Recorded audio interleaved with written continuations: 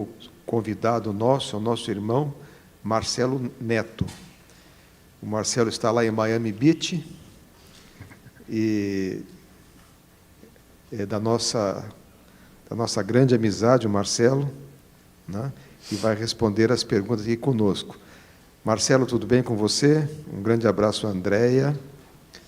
E você pode, digamos, fazer a sua apresentação para nós nesse momento aí, Marcelo. Muito boa noite, Mário. Muito boa noite, Divaldo, Solange e a todos que nos acompanham nesta noite. É para nós uma grande alegria, mesmo de forma virtual, o desejo, sem dúvida, seria estarmos aí de forma presencial. Mas, como diz Joana, paciência, vamos esperar um pouquinho. Muito obrigado pela oportunidade, abraçando-nos com muito carinho daqui destas terras norte-americanas. Muito obrigado, Marcelo. Sabemos que você, dentre breves dias, estará aqui conosco no Movimento Você e a Paz, em dezembro. Então, vamos passar agora a palavra inicial para o Divaldo. Senhoras, senhores, queridas irmãs, queridos irmãos espíritas, caras amigas, amigos que nos acompanham através da Web TV Mansão do Caminho, nossos votos de muita paz. Estamos próximos ao Natal. E hoje eu tenho um pedido bem especial. Em nossa atividade socorrista, chamada Caravana Alta de Souza, as famílias são patrocinadas por idosos, velhinhas, velhinhos. E vem ocorrendo um fato muito curioso. Quando eu era menos idoso, andava espigado e lamentava porque quando a pessoa envelhece tem que usar bengala. E me prometi que nunca usaria. Não pode haver promessa mais falsa do que essa. Porque antes de envelhecer, aos 90 anos, eu comecei a usar. E ontem, visitando um ortopedista, ele disse, bengala, hein? Eu disse, sim, senhor. Isso lhe faz um grande mal. Porque eu estou com uma problemática do túnel do cárpio, em ambas as mãos. Em mim tudo é dobrado, nunca vem a sós. E como consequência, a bengalinha em que você se apoia é de madeira e vai atuar exatamente nos nervos. Eu olhei para a bengala e gritei, vá de reto, Satanás, em latim, e me libertei da bengala. Mas os velhinhos aqui da caravana têm sabido que também eu usava bengalas. E já me apareceram uns 10 candidatos à minha bengala. Então eu achei que deveria repartir esta sugestão, solicitação. Há muita gente aqui que tem bengala em casa esperando envelhecer, porque nós somos assim.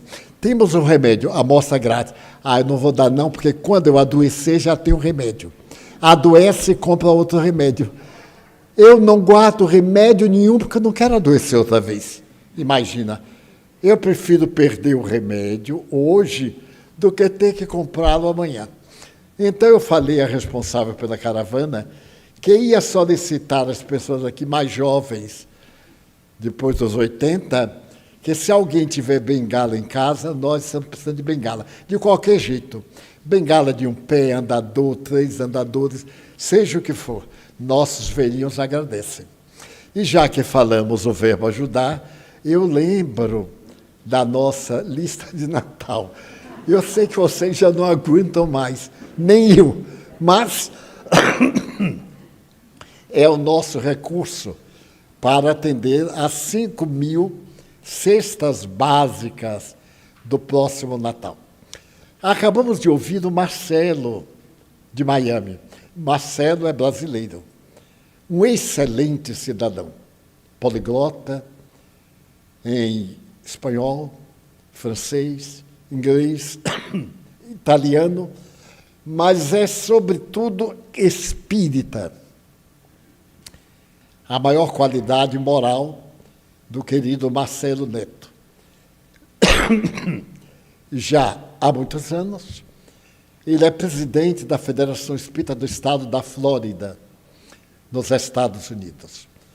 E é uma alegria cristã ter alguém com as qualidades morais do nosso irmão dirigindo o movimento espírita num estado tão complexo como é a Flórida.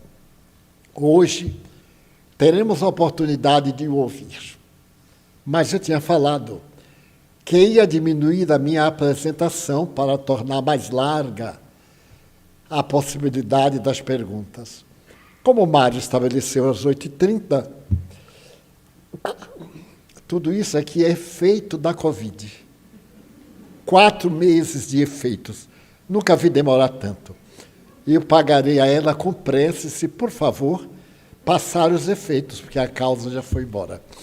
Mas, então, eu vou criar pequenos focos doutrinários através de histórias. Eu adoro contar histórias. É a arte literária mais antiga do mundo. O Bhagavad Gita, os Upanishadas e etc., tem uma média de 7.000 anos. Quando Krishna veio à Terra e elegeu Arjuna como seu discípulo e cantou a história da Índia no Bhagavad Gita. O Velho Testamento são histórias. E então eu vou contar histórias espíritas, nas quais estão embutidas as propostas, o sentido da doutrina espírita. Magda era uma jovem que já nasceu marcada pelo sofrimento. Desde a gestação, que a sua genitora notou certas peculiaridades dolorosas. Sofreu muito. E, por fim, quando a criança nasceu, apresentava uma enfermidade muito curiosa. Tinha o corpinho assinalado por marcas que derramavam ou que traziam hemorragia. Foi um calvário para Marta. O tempo todo ela estava sempre com hemorragias. E ao fazer o diagnóstico, se constatou que era uma doença desconhecida. E ela havia nascido com uma doença para a qual não havia cura. Porque de vez em quando um pedaço da carne soltava, a pele soltava. À semelhança do fogo selvagem, tinha crises de coceira. Então pegava um pente para se coçar. Mas o mais curioso é que a família sofria demais. Ela, nem tanto. Deixou de ter um relacionamento social, abandonou a escola, porque era vítima de preconceito. E aquela umidade constante produzia um odor, algo desagradável. Mudava de roupa 3, 4 vezes ao dia, a roupa de cama. Quando completou 25 anos, era uma jovem de face linda e triste. Não havia feito vida social. Então, tomava algumas medicações antialérgicas, anti-infecciosas, mas a enfermidade persistia. Soube-se que naquele dia, junho de 85, a cidade ia receber um médium que realizava atividades e que esse médium aplicava passes. Notem, aplicava passes. Mas não se considerava curador. Aplicava a terapia espírita, que nós aplicamos aqui todo sábado e toda quinta-feira. E ela, mais por curiosidade, foi ouvi-lo falar. E ele falou sobre reencarnação. O porquê das nossas doenças. Na família de Marta, ninguém era portador de doença semelhante. Pais saudáveis, irmãos saudáveis, mas ela carrega essa grande cruz. Terminada a reunião, ela cercou-se do médium e contou a sua história. Não desejava ficar boa, desejava viver, com menos angústias, aquela coceira infernal, tanto interior como exterior. O médium apiedado prontificou-se a aplicar-lhe um passe, após saírem as pessoas presentes. Assim o fez. E quando ele estava aplicando o passe, ele detectou a história da última reencarnação de Marta. É claro que ela não tinha a menor ideia do que fosse. E para poder confortá-la, ele contou a causa da sua enfermidade. Falou que os espíritas acreditamos em vidas múltiplas, isto é, existências carnais, porque a vida é única. No corpo ou fora do corpo, estamos na vida.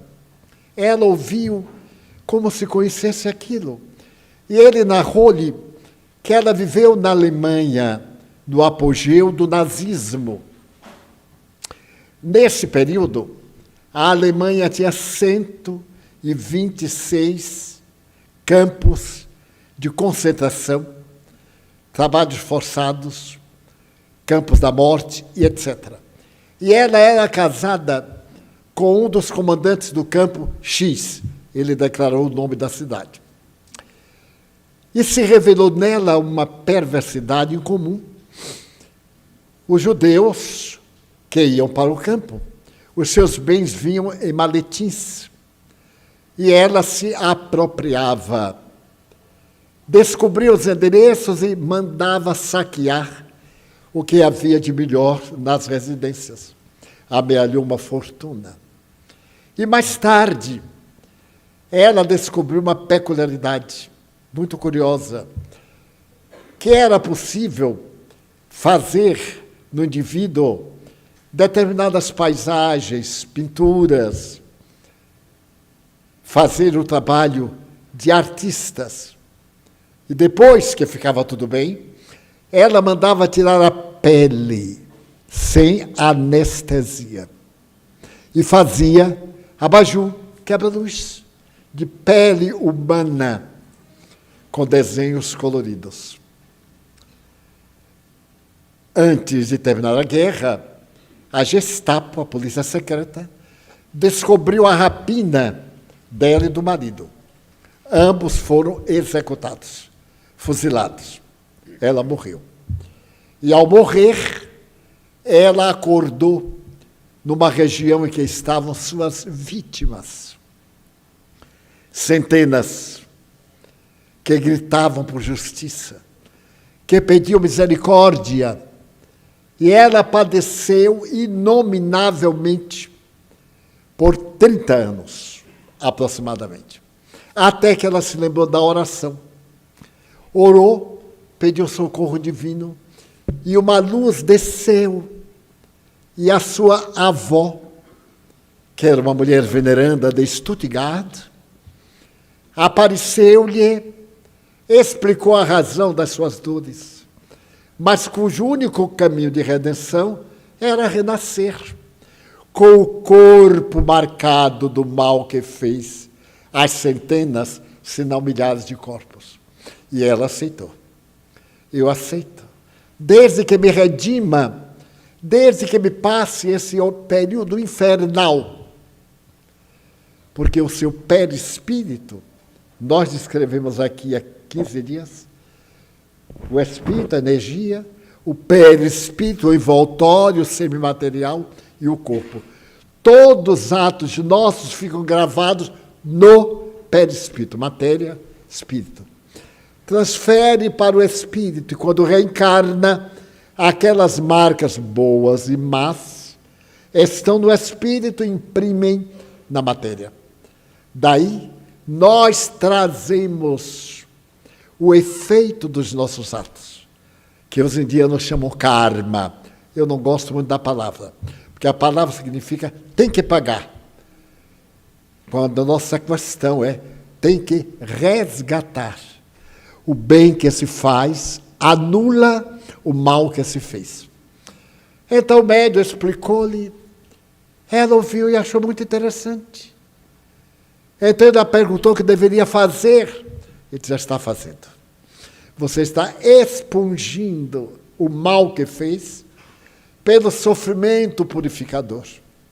Mas se quiser apressar, faça o bem. Indistintamente, como indistintamente você fez o mal. E ela automaticamente era de bons sentimentos. Hoje, se inscreveu numa das organizações que reencaminhava os judeus sobreviventes a alguns parentes sobreviventes. E, a partir do passe da energia que lhe foi transmitida, o comichão desapareceu. A pele que se inflamava e caía desapareceu. E 6 meses depois, ela estava radicalmente curada. Ontem, eu recebi uma carta de Marta, narrando essa história, que está também na Revista Internacional de Espiritismo, do corrente mês. Então, lembremos, lei de causa e efeito. Somos o que fizemos, seremos o que fizermos. Vamos agora ao intervalo. Antes de iniciarmos, eu vou dar 2 avisos aqui. Eu estou com a carteira de identidade de Cristiane Pádua Arantes Freitas. E tem um carro PLA 5J26 azul, que está com o farol ligado.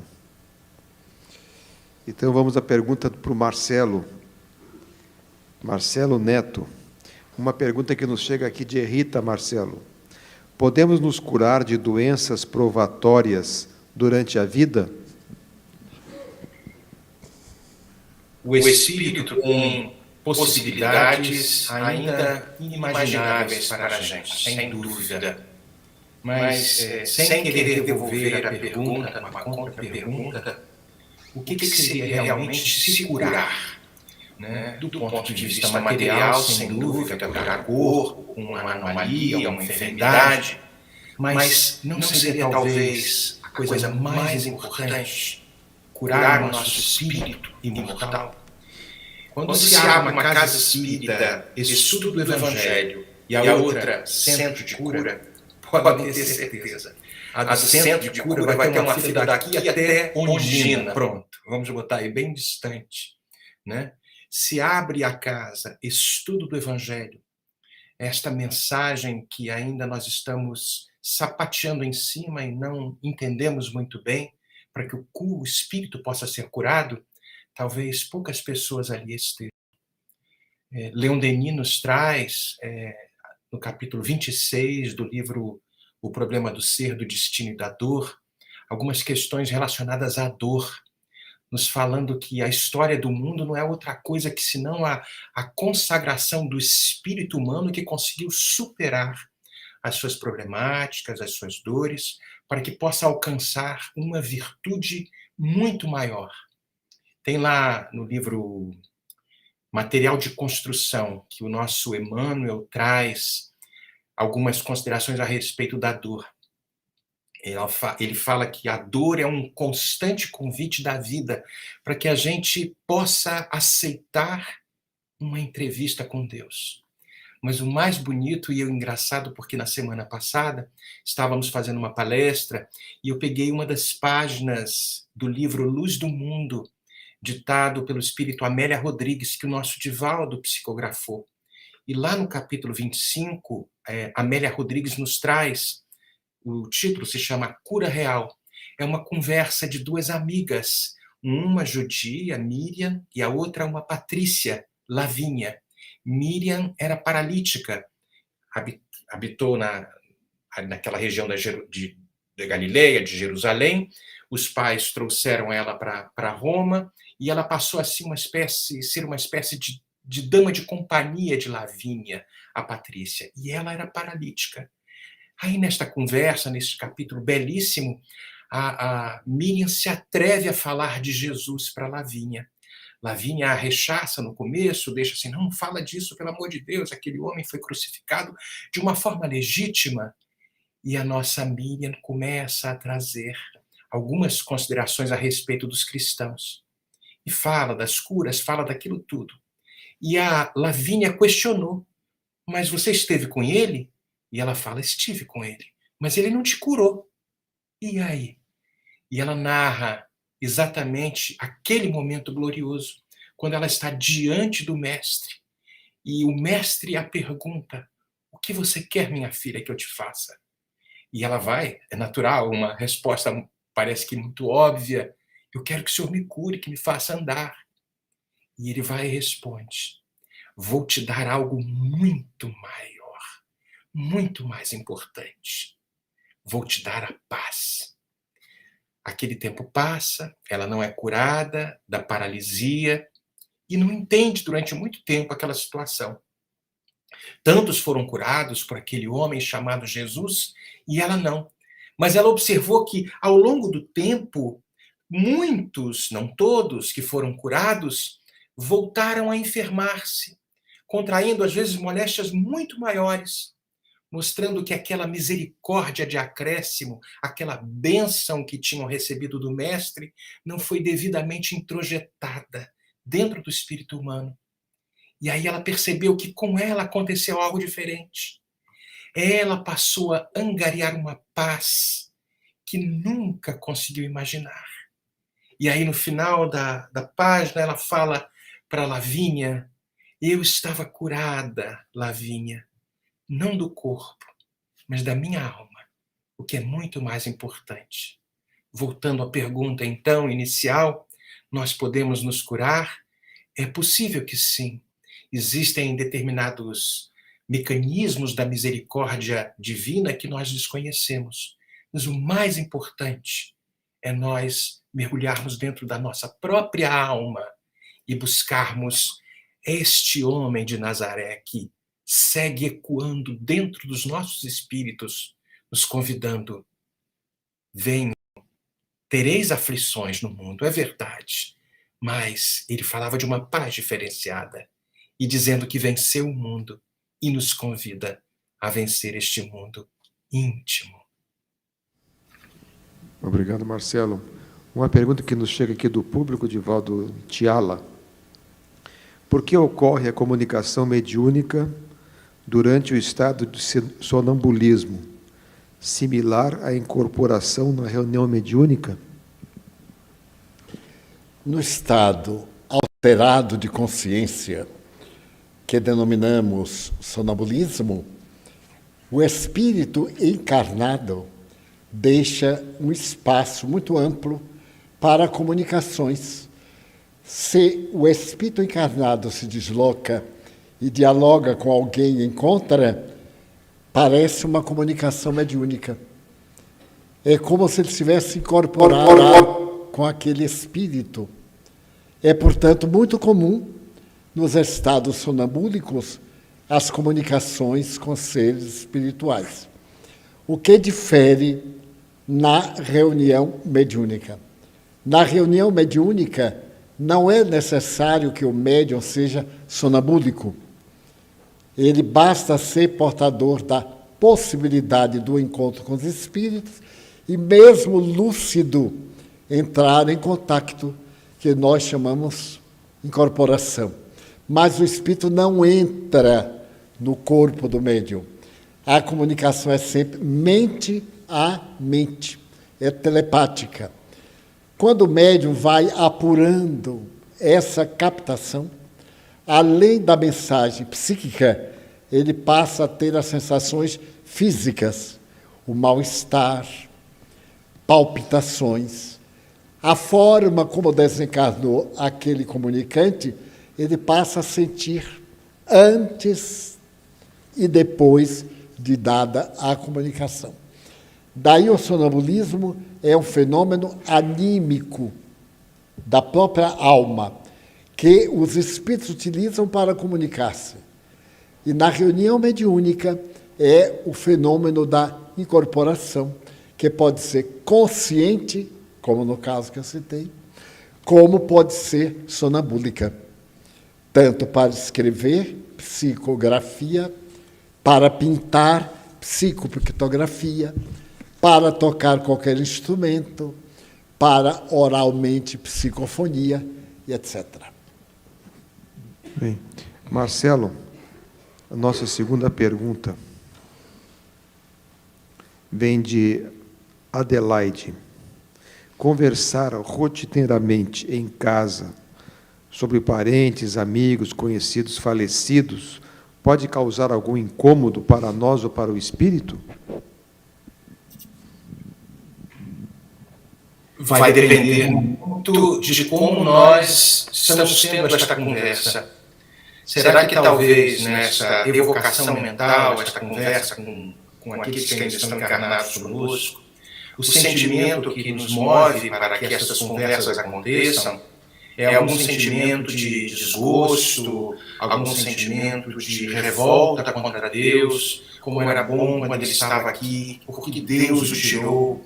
Esses questionamentos, muitas vezes, que impactam de maneira sobremaneira, na verdade, o espírito que está do lado de lá. Nós sabemos que o pensamento é uma onda, ele viaja, ele vai atravessar o universo, vai alcançar a quem é o nosso objeto dos nossos pensamentos. Por isso que a forma como essas conversas podem acontecer devem ser, talvez, com saudade. É natural que nós tenhamos saudade. É natural, porque somos seres humanos. Meu paizinho desencarnou no começo do ano. Estamos com muita saudade. Mas qual é o pensamento? É uma pessoa ótima. Que bom, pai, você talvez agora está vendo uma outra realidade, é uma outra situação. Então é diferente o pensamento. Tudo isso a doutrina espírita nos traz grandes elucidações, porque nos mostram que mesmo esse temporário afastamento, ele é temporário. Um dia todos nos encontraremos. Então há uma passagem dela no Evangelho segundo o Espiritismo que fala, quando, por exemplo, se alguém, por exemplo, nós dois estamos numa penitenciária, estamos numa cela, alguém recebeu a alforria, porque a sua sentença acabou, ele vai, está livre. A gente quer o quê? Não fica aqui comigo. Veja como essas questões do egoísmo ainda fazem parte do espírito atrasado que somos. Que ele siga em frente. A alegria por ele estar liberto, embora a saudade. Então nós vamos passar a perceber, com o estudo da doutrina espírita, todas essas nuances e percebermos que o espírito tem grandes potenciais, mas, acima de tudo, confiança irrestrita em Deus, porque esta família um dia vai voltar a se encontrar, vai voltar a comungar da sua presença nesse calor, encarnado ou desencarnado. Obrigado, Marcelo. Divaldo, na busca de equilíbrio, ao educar nossas crianças, nós, mães, oscilamos muitas vezes entre a rigidez e a permissividade. A mesma rigidez que, por vezes, nos fortalece o querer e nos faz avançar, ela também nos endurece o coração. Para uma época de tanta permissividade e crianças que agridem e não respeitam seus pais, como encontrar o equilíbrio, o limite, para oferecer uma educação firme, mas leve? Através do amor. Só que o amor é visto por nós como atos de pieguismo. Ah, como eu amo, eu deixo tudo. Isso não é amor. Porque se nós deixamos a pessoa fazer o que é equivocado para poder fruir a resposta do nosso amor, isso não é amor. É interesse, é paixão, é troca de necessidades. A disciplina é a maior demonstração de amor. Mas quando falamos disciplina, logo de imediato vem a ideia de rigidez.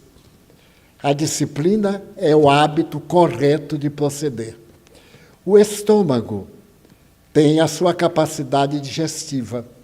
Se eu abuso, eu tenho indigestão. E assim qualquer órgão, qualquer lei do universo. Quando nasce o filho, é um bibelô, é um anjinho. Lembrar que o filho pequeno é um espírito velho. Marta, a que me referi, nasceu com essa problemática. Por quê? Porque já era um espírito endividado. Então, o nosso amor deve ser padronizado. Fazer que a criança entenda. Ela está ainda na fase dos instintos. O desenvolvimento intelecto-moral vem depois, exceção a casos especiais. Então, nós aprendemos também a dizer não. Eu me recordo de uma grande psicóloga americana, a doutora Elizabeth Parkinson. Ela estabelecia um dia para que os pais dissessem sim a tudo que a criança quisesse. E nos dias seguintes eles corrigiam tudo aquilo que elas haviam pedido desnecessariamente. Porque a criança não discerne. O bloqueio mental impede o bem e o mal. Mas as tendências desvelam. A criança que maltrata animais, que chuta animais, que pisa, que arranca flores. Aqui na mansão, os senhores podem observar, é um paraíso de flores e de plantas. Nós não proibimos que cortem as flores, mas nós dizemos, se cortar vai ficar feio para vocês. Nós cuidamos porque que vocês destroem. Ninguém fuma, como eu falei aqui. E achei muito interessante que uma amiga acabou de me ouvir, quando ela foi chegando ali à porta, estava uma fornalha numa boca rígida. A pessoa está trabalhando para o seu problema respiratório. Porque a nicotina absorvida vai para os brônquios e os pulmões. Eles são parecidos uma teia da casa de abelha ou uma superfície com muitos orifícios. A nicotina deixa um resíduo, vai indo e tapa o buraco. Então o ar não passa. Veio a dispneia, veio o lindo câncer de pulmão. A ardência, veio o câncer de boca. Freud, com seu cachimbo, com seu charuto. Então, câncer. Ele sabia, porque ele era um erudito, mas era um dependente do charuto. E certa feita, na sua psicanálise, quando ele falava de sexo oral para os alunos, ele estava com o charuto. E então o aluno perguntou, mestre, essa demonstração oral do senhor, ele disse, bem, mas um charuto é sempre um charuto, que levou ao câncer de boca. Daí, a disciplina é amor. Como é duro a gente dizer ao filho um não, para o bem dele. Pitágoras, antes de Cristo, dizia, o que não educarmos hoje, a polícia educa amanhã. Isso quando a polícia não é corrompida, mas o crime acompanha o nosso ser querido. Mas não é uma teoria, nós aplicamos isso na Mansão do Caminho. E eu sempre digo que tem filhos nossos me ouvindo. E um deles pode dizer, não, tio, é mentira do senhor. Nós amamos-los a todos, mas não cedemos a nenhuma paixão. Mas logo, porque não era seu filho, mais do que meu filho. Porque os pais jogaram fora e nós adotamos. Então, quem é que ama mais? Quem jogou fora ou quem adotou? Mas nós adotamos para que eles fossem felizes ao modo da vida e não do meu carinho. Quando eu vejo hoje um deles que não foi bem sucedido, eu me pergunto em que errei. E me dou conta que eu fiz o melhor ao meu alcance. Assim, a melhor maneira de enfrentar esses dias é não concordar com esses dias. Disciplinar a internet, pôr limite na televisão, colocar, por exemplo, a vida dele sob orientação. Ele, de cedo, perceber que é dependente emocional e socialmente dos pais ou dos educadores. E, inevitavelmente, ele obedece por causa do instinto gregário, do instinto humano. Nós pegamos o filho de um tigre e ele se torna um verdadeiro gatinho. Mas um dia o instinto irrompe. Pegamos uma cobra E outro bicho qualquer, eu tenho visto aí coisas na internet que eu não acredito, a pessoa fazer de um jacaré o seu bicho de estimação e dormir abraçado com o jacaré. Deve ser alguma jacaroa que está de volta. Então, a disciplina é o amor que edifica. Nesse instante aqui apareceu ali a foto de Meimei. 100 anos que ela reencarnou. Meimei, esse espírito, é hoje a governanta da parte educacional de nosso lar, a educação infanto-juvenil. Ela chamava Irma. Era um ser especial, meiga, desencarnou muito jovem, de uma cardiopatia genética. Ela nasceu com problema cardiopata, casou-se e 11 meses depois desencarnou. Ao voltar ao mundo espiritual, aureolada de bênçãos, conforme edificou naqueles 5 romances de Emmanuel, ela está presente com outros nomes, e se tornou esse anjo. Qual era a regra? Até no além, ela, através de Chico Xavier, escrevia ao marido. Ela desencarnou em 46. E eu vi muitas vezes Chico receber cartas da Meimei para o Arnaldo. Um dia Emmanuel chegou, o mentor, e disse: vamos acabar com esse namoro espiritual? De agora por diante a senhora não escreve mais para o seu ex-marido. Ele é um homem de bem, é um homem que necessita de vida familiar, vai se casar com outra, e ela, com outra, diz, a não ser que a senhora reencarne agora, porque o marido não era dela, ela era a companheira dele. E aí ela não escreveu mais uma mensagem para o Arnaldo, ele casou. E como tinha provas muito pesadas, meses depois, a segunda esposa morre de câncer.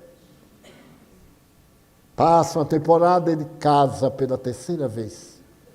E ficou viúvo. Meu Deus, tem aquela viúva-aranha, né? E tem o viúvo-aranho. Desencarnou com 86 anos, lúcido, maravilhoso, um grande espírita. Então, a lei é amor e disciplina. Ninguém pode viver sem disciplina, nenhum de nós. É sair da disciplina, vem o efeito negativo. Então, são dias de corrupção. Mas o que a gente faz? A nossa bonequinha já vai para a televisão, vestida de adulta, o batonzinho, a parte sensorial provocativa, que uma criança não tem, é na sua inocência, os técnicos em perversão sexual tornam-nas modelos sexuais, meninas e meninos. Então, os meus filhos momentâneos não obedecem às regras da televisão, obedecem às regras do Evangelho. Então, quando chorarem, digam assim: estou chorando, você está chorando, para sorrir mais tarde. E veremos, nós somos a prova, quanta coisa que nos acontece indiretamente por responsabilidade dos nossos pais, que por esta ou aquela razão foram negligentes. Eu tive pais analfabetos.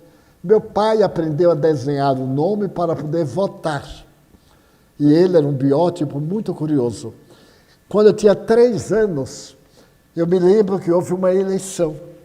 Era tempo de uma ditadura. E ele, então, falando lá, mas eu peguei essa palavra, democrata. E aquilo ficou no meu pé de espírito. À medida que avançava, de vez em quando meu pai falava, democrata. Quando você crescer, você será democrata. Então veio outro período, o getulista, e o pai dizia, ele é ditador, mas você é democrata. E foi indo, por fim, eu já quase adulto, de aprender, mas pai, e o que é democrata? Ele disse, e eu sei lá o que é democrata. Eu chamo democrata porque doutor Eduardo é democrata. Então, era o prefeito da cidade, um homem de bem. Aí eu entendi que o democrata, não estou falando de política, em filosofia, para não dizer que eu falei qualquer política. O democrata é aquele que preserva o direito de ir e vir, que permite a liberdade de pensar e tem a obrigação e o direito de agir dentro da lei. Esse é o democrata. Aí eu aprendi a ser democrata com 12 anos. E quando também perguntaram, Padre Valdo, você é democrata? Sou. E como você é democrata? Como o doutor Eduardo. Então, disciplina. E outras coisas meu pai não me ensinou. A vida me bateu e me ensinou. Então, eu agradeço imensamente. As boas surras, não sou adepto de pancada. Notem que eu nunca falo aqui em bater. Falo em educar. Mas naquele tempo, o que é que ele podia me educar, coitado? Ele nem sabia. Depois que ele me batia, ele chorava e dizia, sabe por que está apanhando? Eu digo, não, senhor. Então eu vou lhe bater de novo, para você ficar sabendo. E eu bendigo este homem formidável, que educou a 13. E todos, graças a Deus, se não nos tornamos democratas, não ferimos a sociedade. Marcelo, Silane faz a seguinte pergunta. É possível ou permitido fazer previsões do futuro? No livro A Gênese, os milagres e as predições segundo o Espiritismo, no capítulo 16, a gente vai ver ali teoria da presciência. Kardec faz uma analogia bem interessante a esse respeito, né? Ele traz assim, vamos supor que a gente coloque um homem no alto de uma montanha, contemplando todo o horizonte, a vasta planície, ou seja, ele tem a chance de abarcar aquilo tudo. Nessa situação, lógico, e o espaço fica... Ele consegue, naquela golpe de vista, ver 1 quilômetro, 10 quilômetros, depende, né? Quanto mais alta a montanha, maior a capacidade que ele tem de abarcar todos os acidentes ali, que estão ali logo abaixo. Mas na base da montanha, lá longe, tem um viajante e tem uma estradazinha. Lógico que Kardec coloca-se de uma forma muito mais bonita, mas tem uma estrada onde esse viajante vai iniciar a sua caminhada tentando chegar até o topo, se elevando, chegando até o topo, né? Mas ele não consegue ver os acidentes, as subidas, os bosques, os perigos que talvez ali estejam. Ele está no começo desta caminhada. Então, mas para o homem que está em cima da montanha, ele consegue acompanhar o viajante e percebe todos os caminhos que aquele viajante vai passar. Vamos supor, então, que esse homem desce do seu ponto de observação, o homem que está no alto da montanha, ele desce do seu ponto de observação e ele vai até lá embaixo encontrar com o viajante e diz para esse viajante, em tal momento você vai encontrar uma situação assim, uma situação assado. Ele não estaria predizendo o futuro para aquele viajante? Se a gente for colocar isso numa perspectiva um pouco mais espiritual, da mesma forma, e Kardec vai e traz isso. Quantas vezes no momento do sono, dos êxtases espirituais, em alguns momentos que a mediunidade, não é bem uma mediunidade, porque nós estamos exercendo uma faculdade do próprio espírito, nessas emancipações da alma, nós temos talvez contato com estes bons espíritos que vão nos trazer algumas informações a respeito desta caminhada.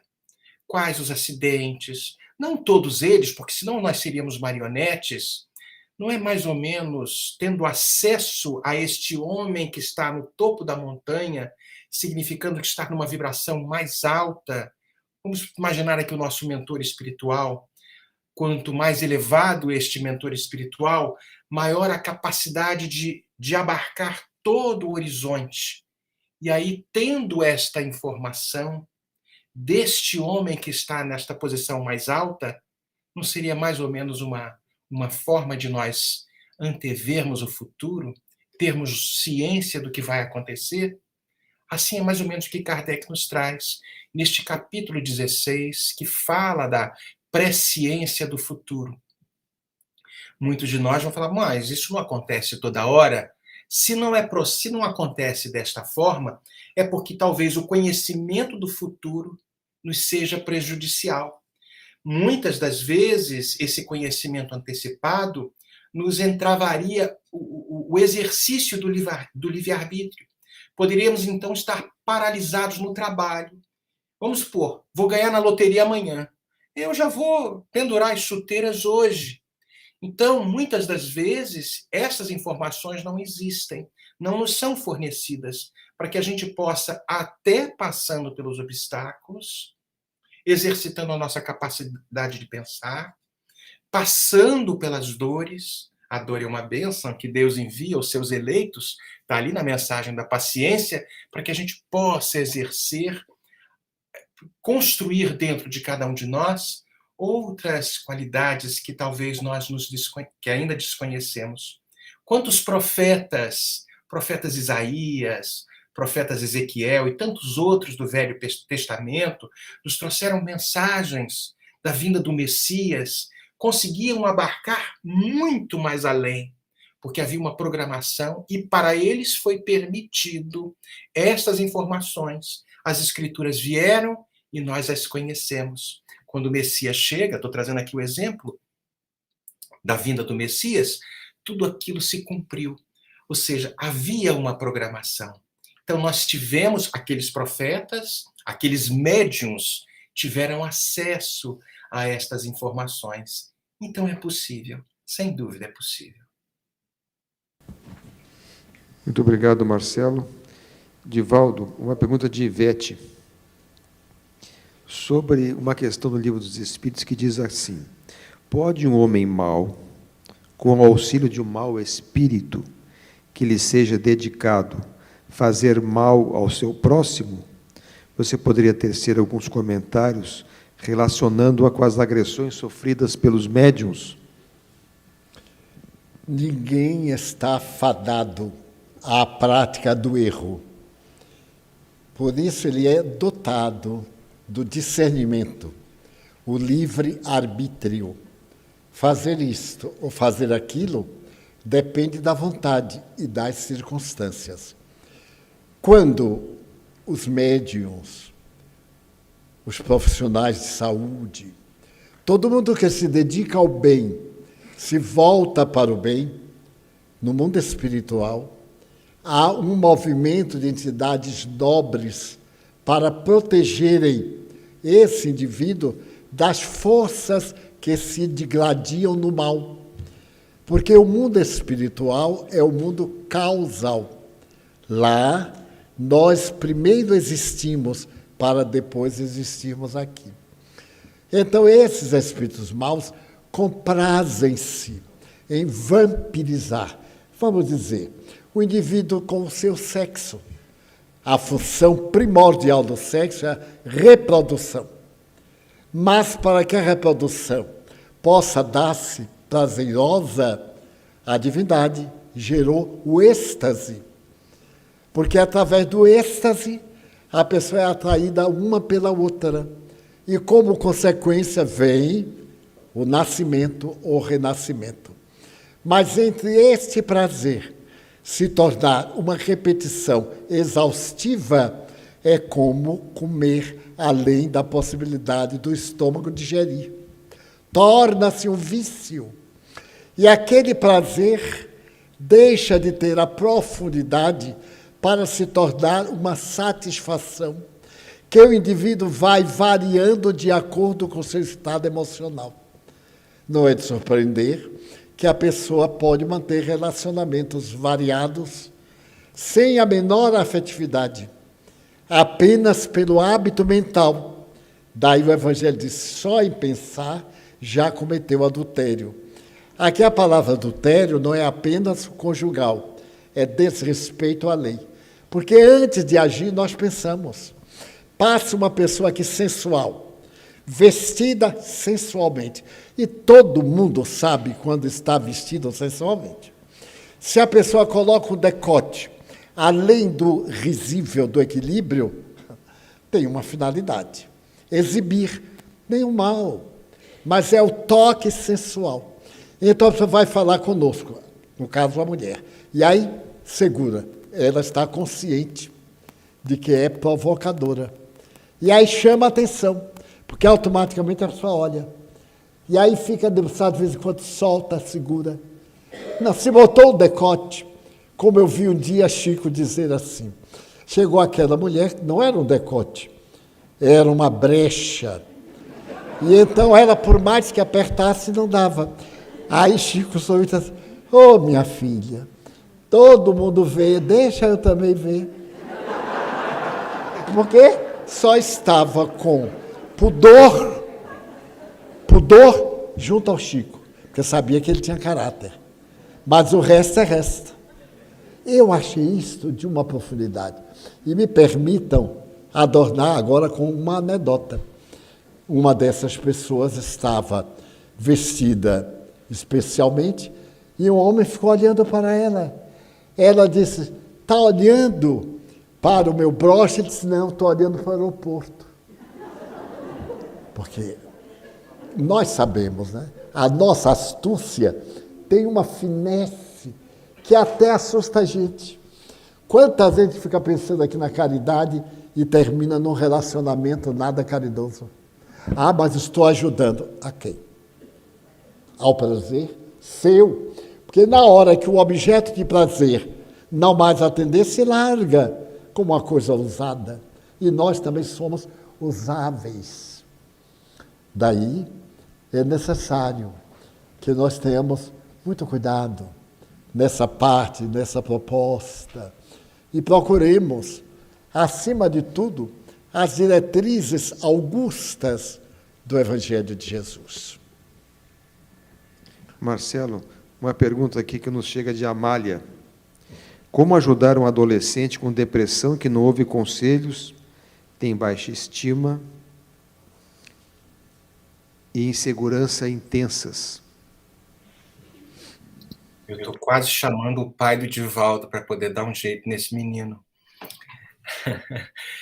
Não, mas Kardec já tinha falado alguma coisa a respeito disso lá em 1866. Há uma parte no livro Obras Póstumas, na segunda parte, no capítulo 27, que ele fala da regeneração da humanidade. E duas médiuns em estado sonambúlico entram nesse transe sonambúlico e trazem algumas informações a respeito dessa mensagem, regeneração da humanidade. A mensagem é longa, traz uma série de considerações, fala desses tempos que estamos vivendo, mas num determinado momento ele fala, as médiuns trazem que o número de suicídios, o número de depressões iriam se multiplicar de uma forma inaudita até entre os jovens, até entre as crianças. E fala que a loucura jamais terá atingido tão grande quantidade de homens que antes mesmo de morrerem estariam riscados do número dos vivos. E aí eles terminam num determinado momento, esses são os verdadeiros sinais dos tempos. E ainda fala, mas tudo isso vai se cumprir pelo encadeamento das circunstâncias, né? Sem que haja a mínima derrogação das leis da natureza. Ou seja, parece que os espíritos já estavam antevendo os tempos atuais que nós estamos vivendo, né? Há um vazio existencial muito grande. E os jovens estão, sem dúvida, muito suscetíveis a tudo isso. Nós nunca tivemos tanta informação, tanta tecnologia, e a informação vem de todos os ângulos, dos telefones, da televisão, da internet, dos amiguinhos, do mundo espiritual inferior. Tudo isso acaba bombardeando a cabeça do jovem. No livro que Joana de Ângeles traz através da mediunidade do nosso Divaldo, chamado Adolescência e Vida, tem uma mensagem que Joana nos traz, logo no capítulo 1, quando fala de adolescência e fase de transição e de conflitos, mostrando esta ebulição hormonal que o jovem, que o adolescente passa, suscetível, sem dúvida, a todos esses vetores que acabam conduzindo o jovem, se não tem uma base moral suficientemente estabelecida, a estes deslizes que podem naturalmente ocorrer e deflagrar nestas questões que estamos vendo hoje em dia. Divaldo, logo no começo do prefácio, Joana traz uma mensagem em Aracaju, em 1997. E Joana traz ali até umas passagens que tem do Eclesiastes, uma carta que Paulo envia à comunidade de Timóteo, e tem ali algumas situações que ela fala, ela traz as questões dos jovens, né, para que o jovem tenha consciência dessas possibilidades todas, né? Tudo isso faz com que a gente pare para pensar do quão importante é a evangelização infanto-juvenil. Hoje, 100 anos da reencarnação, do nascimento da nossa Meimei.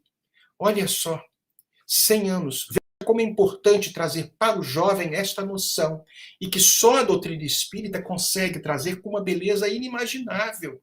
A vida continua, existe um propósito, às vezes a dor acontece, sem dúvida, mas criando as resistências morais. Tudo isso precisa começar principalmente no lar, a célula básica da sociedade. Quando os laços de família se afrouxam, há uma recrudescência do egoísmo. É a pergunta 775, se eu não me equivoco. Tudo isso mostra quão importante é esta família, que vai acolher, sem dúvida, um espírito velho, com seus dramas, com seus conflitos, para que, agasalhando esta criança de uma forma diferenciada, possa minimizar estes conflitos e trazer-lhes um rumo. E este rumo é bem diferenciado destas propostas imediatistas que nós estamos vendo aí numa série de países, numa série de governos, numa série de propostas que estão espalhadas por aí. É a ciência do espírito imortal, que, sem dúvida, passa pelas dificuldades. Tem a questão realmente da influência dos espíritos, mas que foi criada por Deus para vencer, para ser feliz. Obrigado, Marcelo. Nós chegamos ao final da nossa programação do dia de hoje e convidamos, então, o Marcelo para fazer as suas últimas palavras, dizer as suas últimas palavras para todos nós. Eu agradeço imensamente essa oportunidade, principalmente de estar aqui, vou falar assim, em família, essa família espiritual que nos acolhe, que nos aponta determinados rumos, que tem feito um trabalho excepcional nesta comunidade do Pau da Lima. E, diante de todos os desafios que o planeta enfrenta, não desistamos deste homem que ainda é tão desconhecido e que nós o adaptamos, às vezes, às nossas considerações tão pequeninas. Ele é muito mais do que isso. Muito obrigado. Muito obrigado a todos. Muita paz. Marcelo, um abraço a Andréia, que eu tenho certeza que está aí contigo nesse momento agora.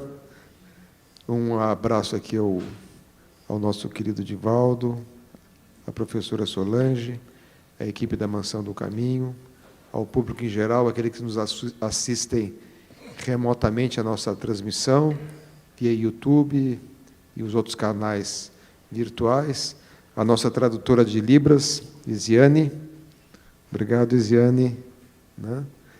A todos, enfim, a nossa imensa gratidão.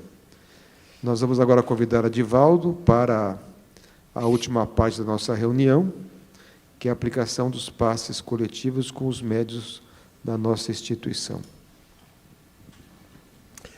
Antes de nos prepararmos para a aplicação do passe, foi deixado esquecido este documento, Cristiane Pádua Arantes Freitas.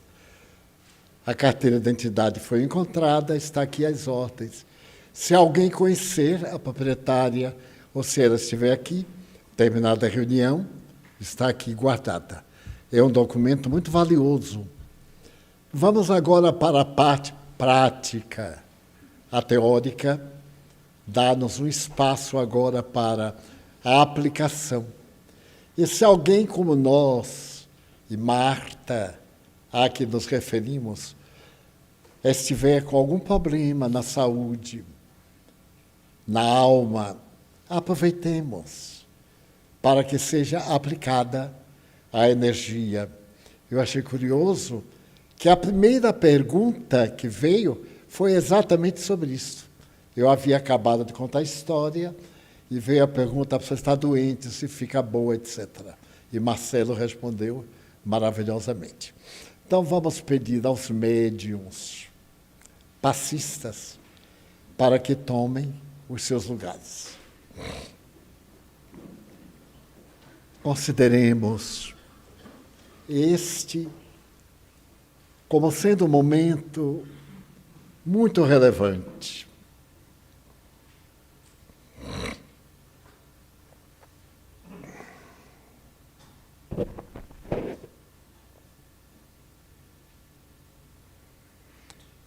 Nosso divino amigo,